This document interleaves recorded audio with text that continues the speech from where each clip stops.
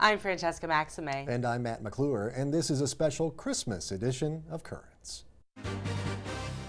Merry Christmas from a parish in Flatbush. At Christmas time, for me, it's like heaven and earth comes into one. I remember who God is. I remember what God has done. Learn about a man who turned the Word into pictures. He embarked on this 10-year project, or what became a 10-year project, to illustrate the life of Christ. It's the nativity scene as it may have actually looked, a living nativity. It takes on a special meaning for people. They're not just looking at a static picture.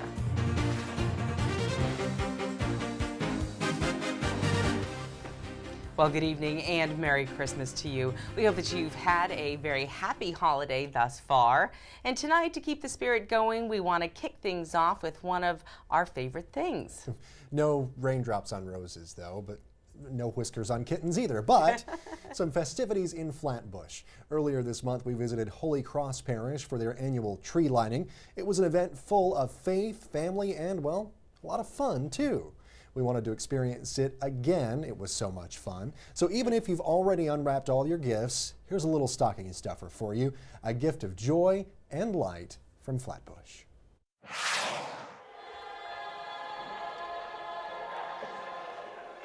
When I first got to this parish here at Holy Cross, I said to myself, what can I do to bring people together? Since we are here at 3 communities parish, we have Hispanics, we have English community, and we have the Haitians as well. I got the people to come together and I explained to them what I have in mind. They welcomed it. They said, let's do it. This is the first time we're going to do something in the parish here. And we did it, and it was freezing cold. And then ever since then, every December, people are always looking forward for that celebration. Even not just the people from the parish here, the people from the neighborhood, they love that idea. This event does several things. First of all, it announces the coming of Christmas. The putting up of the lights makes our church very visible in the neighborhood, so that's a very good thing. Second of all, it's one of the many events we do during the year that brings all the different languages and cultures of our parish together, and it's always good when we come together to do something. And third of all, it begins the whole imagination of the Bible story of Christmas so that we can prepare for it. For the past 4 years, we've been having 9 lessons in Cabal. And I said, maybe that's an opportunity for us, for the parishioners, to experience that event not through readings, but through act, through a drama. And for me, this is something that has blessed me. This Christmas drama, the people, when I look at them, to see how they were paying attention, how they were into it. What I did in the play is I do 2 parts. I was in the second scene where the 2 guys fighting, and I was one of the wise men, the 3 wise men. I enjoyed it a lot. At Christmas time, for me, it's like heaven and earth comes into one. I remember who God is. I remember what God has done. God broke into time, into our time, to make himself one of us, to come to us as a man, to come to us as being fragile in the form of a child, a baby. La comunidad hispana es muy entregada a Navidad. Nosotros como familiares hispanos nos entregamos a Navidad porque es la espera de Jesús. Y eso significa para nosotros una importancia de relevancia muy grande. Out of this event, I'm hoping that they can share that light. These lights, tiny lights, these are symbols of Christ's lights in our midst. Lights that shine in the darkness of our heart, in the darkness of our world, in the darkness of our society here. We want that light to be brightened so that men's heart can be brightened and they can help each other and apply God's commandment in their life.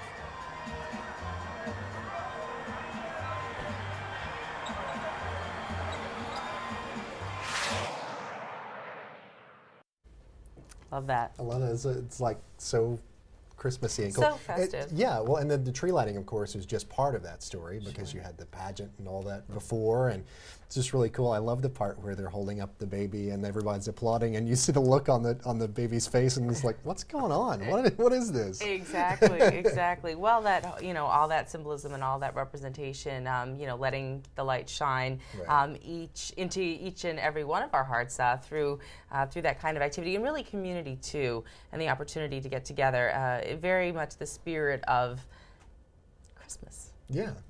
What it's supposed to be about, not all this shopping and mall stuff. I get sick of that. Exactly. We were talking about that all through Advent, about the craziness and the hustle and the bustle and focusing on the real meaning of the season. That's it right there. You got it. Very simply put. Well, we do have a lot more on this very special Christmas edition of Currents, including an inspiring look at the life of Jesus through a magnifying glass. We'll do it. But first, throughout tonight's show, we'll be hearing folks share their ideas about this very beautiful holiday. We asked people, how do you keep Christ in Christmas? Here's some of the things they had to say. We read the passage from the Bible, we pray. And then on Christmas Day, of course, we do have gifts, but we're trying to sing Christmas carols. Well, I have a stable, and I have Jesus there, and then we celebrate Christmas Eve with the family. Simple things, just being mindful of the moment, of opportunities to do good. Just by making the sacraments a part of your life always. We get together at home, we pray, and we bring Christ into our life.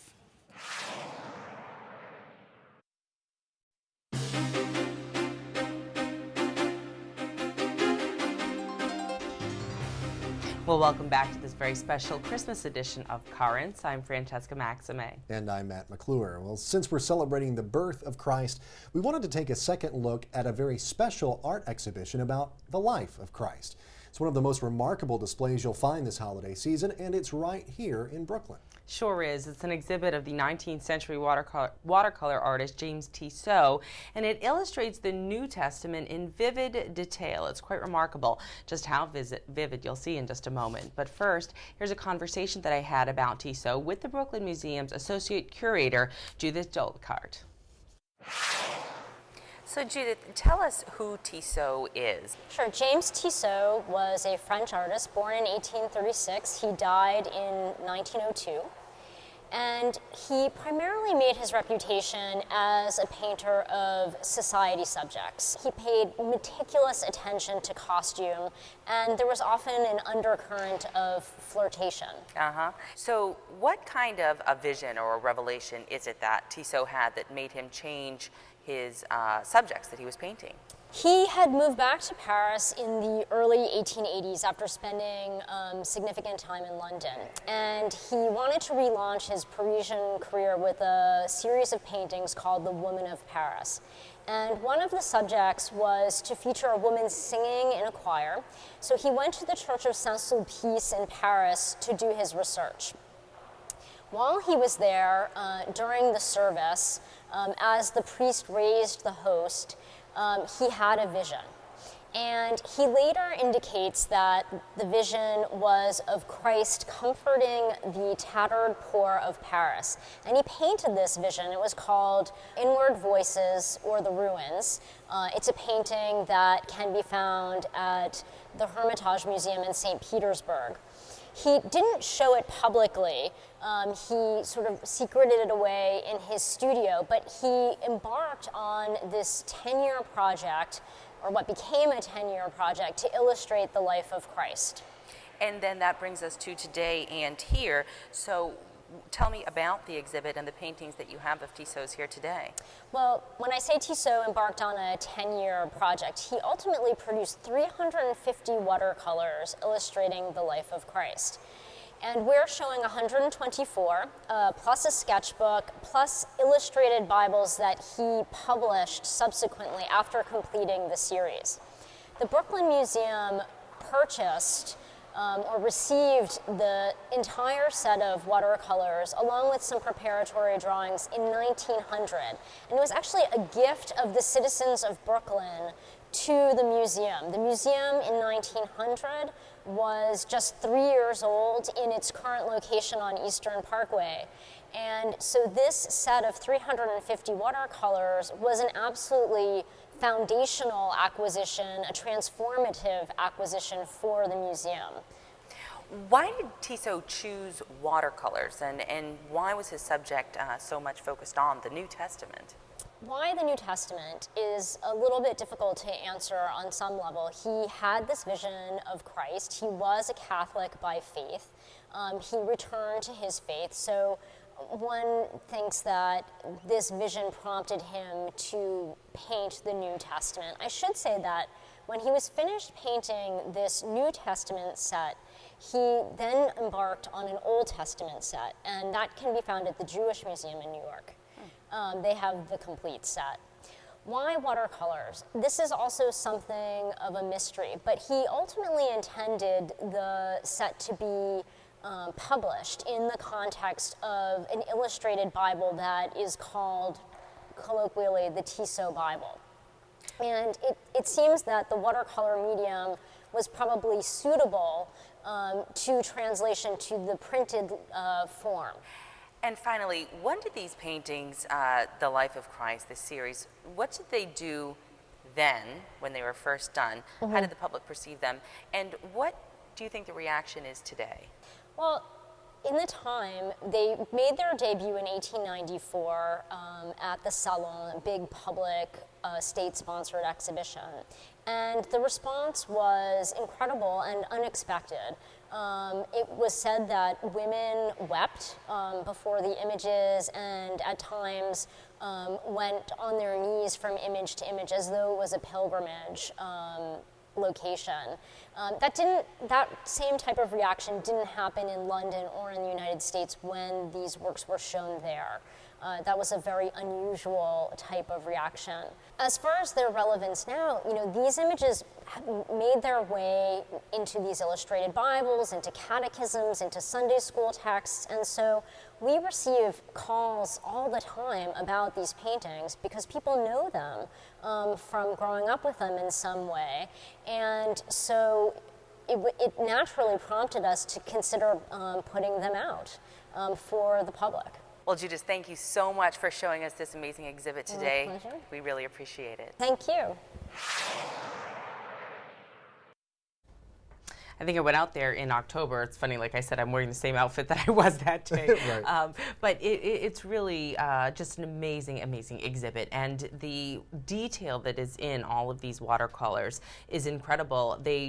Well, like I said, I'm not going to give it away, but they provide you with some aids that help you actually be able to really appreciate that detail that much more. Yeah, and understand it and actually be able to see all that detail. Because, the pieces themselves, and we'll see this in a minute, aren't really all that big, but the amount of detail that's in such a small space is amazing. They're only about, I'd say, less than the size of this piece of paper. Yeah. And, whatever, I guess it's not blank, but whatever. And the thing that's in them is each one tells a story, as opposed to be part of this illustrated Bible, like she said, this, Tissot Bible. And so you can really just go right into the piece, looking at those pieces, and really hear, the words and the message that's being sent, but through pictures. It's amazing. Well, when we come back, we'll actually have a closer look at this unusual exhibit and the special tool that can help you get through most of it, as I alluded to earlier. But first, we'll have some more thoughts on keeping Christ in Christmas. Well, we try and get the Mass during the Advent season. Remembering what the holiday's about and trying to help those less fortunate. Not to go really like to make it a celebration for ourselves. It's also the celebration for Jesus Christ, for his birth, for his birthday. I consider him his birthday on that day. Just try to keep it simple, and stay away from all the marketing. I try to go to midnight mass, otherwise we just go to mass the next day. I keep it a lot in my heart and my soul and my thinking.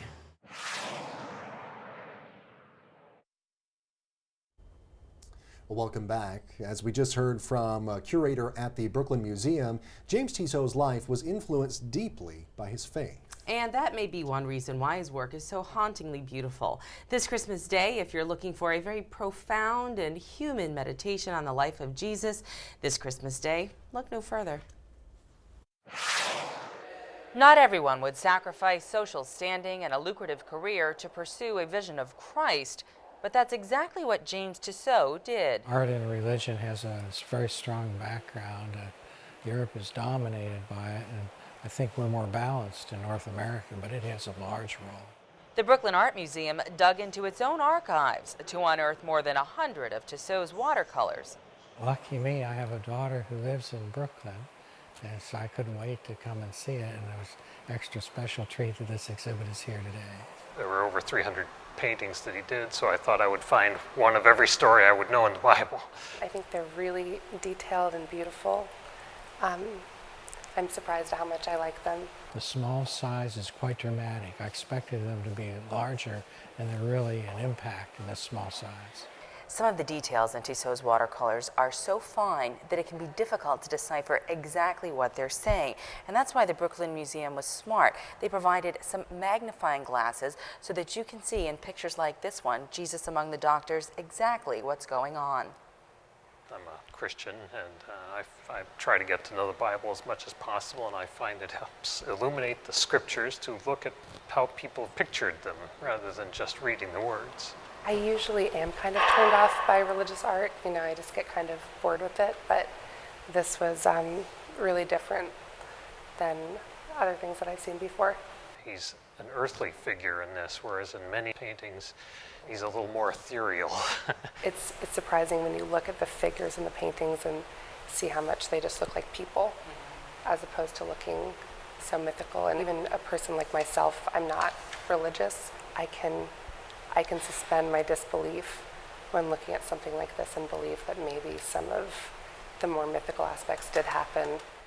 I've always been interested in religious history, and the paintings are a magnificent illustration of the whole story.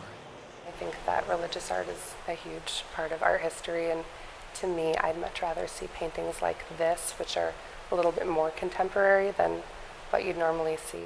Christianity has had an influence on the world, and to represent that in a museum, I think, is an appropriate thing. Just as there is a floor for Muslim art further up in the building, I think it's appropriate for Christian art also to be displayed. Whether it's the subject matter or the artistic mastery, Tissot's work seems to stretch beyond the canvas. It's a wonderful piece of work. I can't believe the amount of detail he gets in these small pictures. He must have had an amazingly steady hand. A hand steadier than mine, anyway. I'm lucky to be able to do paint by number. Right. But no, it's the detail, as we were saying, is absolutely amazing in those. I need to actually go see the exhibit in person and get my magnifying glass out and look at it to be able to see all of it, because it does appear to be just extremely amazing. And like the girl said in the piece there, the nice young lady that you talked to, if you're maybe bored with some other types of art or religious art in particular, this might be something for you to check out, because it's very different. Yeah, it is. I mean, you can look at, Dutch triptychs, and you can look at, all kinds of iconography, and there's certainly a place for that in the art world and, in the world of the church and religion and whatnot. It's a huge part of art history. This is just very approachable. It's a very easy way to look at fine art, but then also have there be storytelling, and then in addition, obviously, it is very much focused on the life of Christ. The life of Christ. Yeah.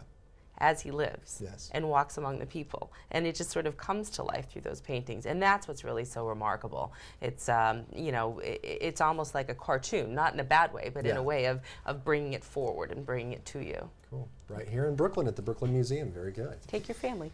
And we should also mention that the exhibit continues there at the Brooklyn Museum through January 17th, so there's still plenty of time to head on over and check it out. But in the meantime, stay with us. This special Christmas edition of Currents returns right after this. We've had a family tradition of doing a nativity instead of a Christmas tree every year. So I try every year to prepare the way for the Lord in my heart through Advent and the sacraments of the church. Be friendly with everybody. That would be the best thing, right? I like it for the birthday of Christ. That is what it's all about. Christmas is the most beautiful celebration that you can have, and my family always is centered around Christ. It's tough. They're young right now, so Santa is the primary driver of Christmas, but he's the oldest. We slowly bring him here and explain to him and try to separate the differences. But Still too young. So, next year probably more and more.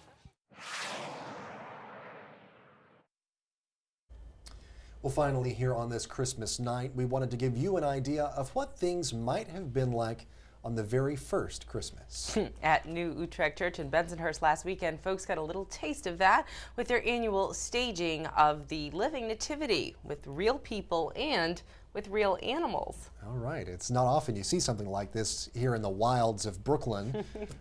All kinds of wild animals here, right?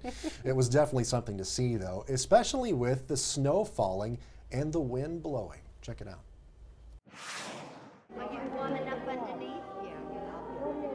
Many churches have a creche, but they are statues. And I think the real commitment that people make from this church and the friends and neighbors of this church is that they want to appear in a live tableau in the middle of December, and it's a testimony of their faith that they want to do this. We actually start the day before. We have to start getting the fence ready and pulling the fence away from storage and putting it into the trailer, and then we get the animals ready a few hours prior to leaving. To me, it's just so realistic. When you see the live animals and go into a nativity scene, it kind of gives you chills. So I have kept the animals, and I usually keep them all year just to help out a few of the churches with them. And I just think it's great what they do. It takes on a special meaning for people. They're not just looking at a static picture, and they realize that people are standing there and showing that as part of their faith. We ask that they just stand very, very still, and that's very hard to stand very still for a half hour at a time or an hour at a time. It is a little chilly out here, but at least the worst of the snow hasn't come yet. It's fun, and it's a great message to bring out to the community, and I enjoy helping my church. I've been doing this for about the last 6 years. I usually play a shepherd. Once I played Mary, and nicer weather, we usually get a lot more people stopping to see it. So I'm just going to have a hot cup of cocoa, and I will be back on duty. It's not every day that you get to represent something that tells the story of Christianity. Mary is an integral part of the Christmas story, and it's my honor to represent her in this production. This is real people and real animals, and that means it's different. And the children, I notice, get quite a reaction when they see the animals, and we allow them to come in and they pet them. This is our first year. We actually live in a neighborhood, but it's our first year we actually got to see it. We wanted to show the girls the live animals and the nativity, just so they have a good spiritual background and they know, the true meaning of Christmas. This is a very important mission witness that we do for the community of Bensonhurst. So much of Christmas has been commercialized that we feel it's important for people to know what the true meaning of Christmas is. And this is our gift to them.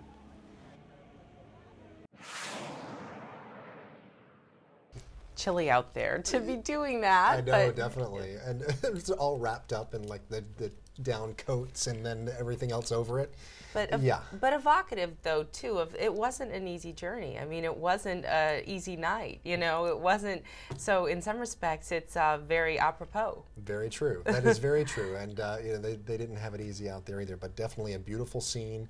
Something that might be a little different for hosts because maybe you're used to seeing the little figurines or statues in the nativity scene. But actually seeing it come to life like that gives it another dimension. And really, I think, does bring it to life, especially as we're here on Christmas, seeing it right in front of our eyes. It's amazing. Well, it puts the emphasis back on what it's about. I mean, that is the birth of Christ. Right. The day celebrating, obviously, Christmas, but the scene, the Living Nativity scene. And sort of that's why people have plays, and that's why they, stage performances. Yeah. It's because they want to bring to life that moment and showcase that, which I think that they did very well. They did a wonderful, wonderful job. It was very beautiful. Well, that is it for this special Christmas edition of Currents. Remember, you can always catch us online at currentsny.net. And we hope you enjoyed a happy Christmas, and all of us here at Currents wish you and yours the best for the holiday, along with our prayers for a healthy and happy new year as well. We sure do. For all of us here at Currents, I'm Francesca Maxime. And I'm Matt McClure. Thanks so much for watching. Have a great night, a great weekend, and Merry Christmas, everybody.